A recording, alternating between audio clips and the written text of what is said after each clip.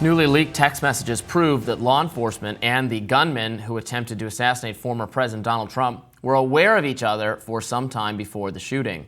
A counter-sniper with law enforcement first noticed the shooter, Thomas Crooks, the alleged shooter, nearly 2 hours before the shooting, even going as far as to text his colleagues about the gunman's presence, according to emails obtained by the New York Times.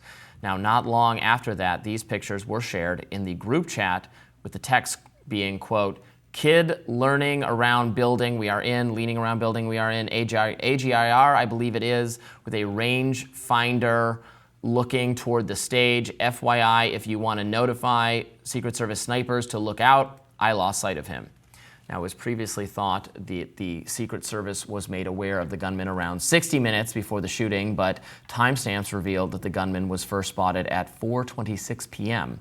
He was photographed at 5:14 p.m., didn't fire shots until 6:11 p.m. Federal authorities have also since revealed that the gunman scoped out the rally site the day before and used a drone and researched how far Lee Harvey Oswald was from JFK when he was shot. The gunman also managed to climb on a roof just 400 feet away from Trump, a roof that was left unmanned. Now, in a statement to Rising this morning, a Secret Service spokesperson said, quote, "As it relates to communications on that day, we are committed to better understanding what happened before, during, and after the assassination attempt of former President Trump to ensure that never happens again. That includes complete cooperation with Congress, the FBI, and other relevant investigations." So a bit of a void of leadership at the Secret Service. I think that some of this stuff signals to me what we've known for a long time, which is the FBI does a terrible job addressing any indication that something bad is about to happen in the country. Yeah. He has a rangefinder. One of the things you would use that for would be to be a more accurate shot in an assassination attempt. They were paying attention to him, and they were just like, "Oh yeah, should we notify Secret Service about this? Oh, I don't see him anymore, huh? Oh well." Like, what are they doing? This is amateur hour. This is so ridiculous. This is so unacceptable. And so, as you point out, characteristic of law enforcement officials when something goes wrong. We find that there's long history of having identified and noticed the threat and doing nothing about it.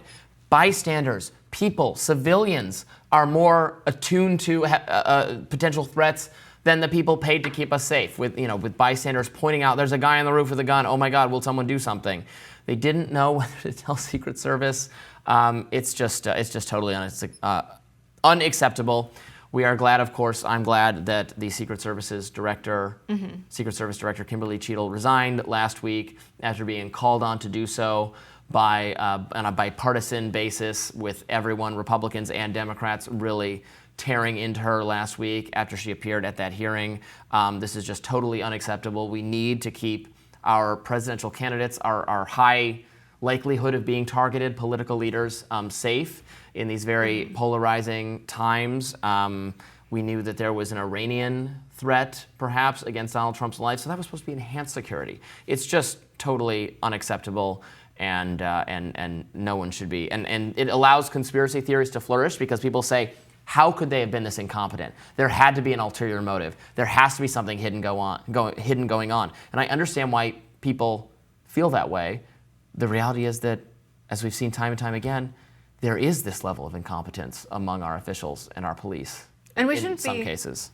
Yeah, we shouldn't be satisfied with Kimberly Cheatle stepping down. And okay, someone took accountability. This is over with. Kimberly Cheatle stepped down, and I believe she should have, following her appearance before Congress, where she had nothing to say for what happened.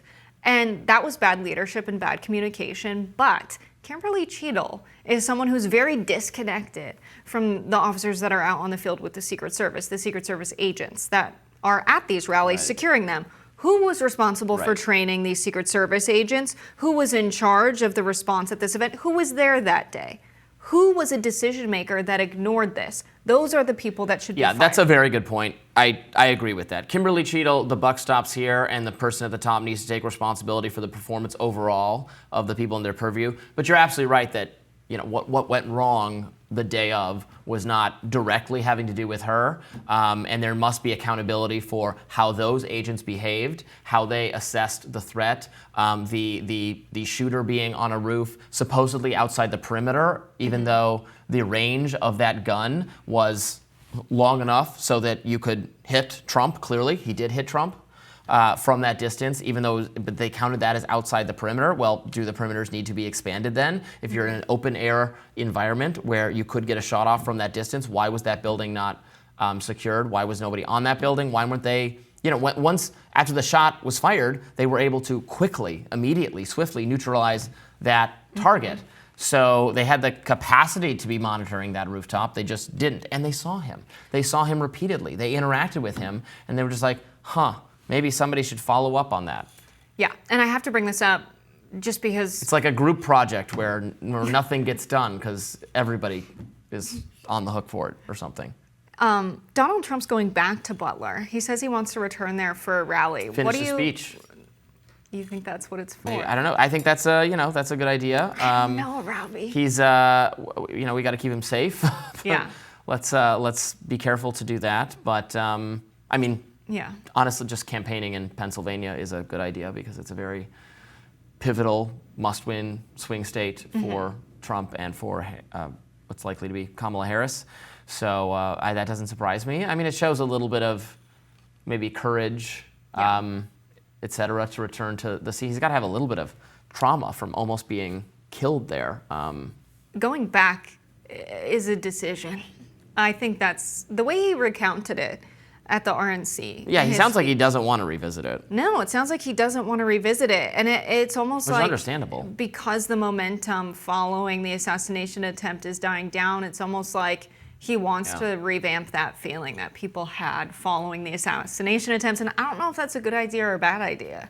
I think people are going to be afraid to go to that rally. I saw someone say, I'm surprised people are standing behind him at these events. And that's very common at political campaign events. But I think people feel a sense of like, I want to be a hero too. Of course, I'll stand people don't want to be intimidated into silence because of the actions of a crazy person. And also, to be clear, as we're learning more about this person's motivations, and actions of a crazy person that was disconnected from political motivations or goals or rhetoric. I mean, the more we learn, it does just sound like it was a crazy attention-seeking person who could have just as easily shot Joe Biden or any other. Had searched for Joe Biden, had looked to see who is closest to me, and then rehearsed it. And it was not specifically because of Trump's policies or something about Trump. It was in the guy who shot Reagan was trying to impress the actress Jodie Foster, right? Right. It was not politically motivated. It's also one of those things, when I read this tweet, I was like, well, it's not like it's more likely to happen again. If it's happened once, it's actually less likely. The security is probably going to be 10 times stronger there. Well, it certainly better be. I would not rule anything out in terms of the level of incompetence on display, but it absolutely should be much, much more robust security for Donald Trump, for Harris, for RFK Jr., and for anyone else who is a likely potential target. You gave up on Biden already, Robbie. He obviously should have protection too. Everyone needs, we can't have people just being blown away in this country. More Rising right after this. We will continue to follow any developments with Secret Service investigations. Stay tuned.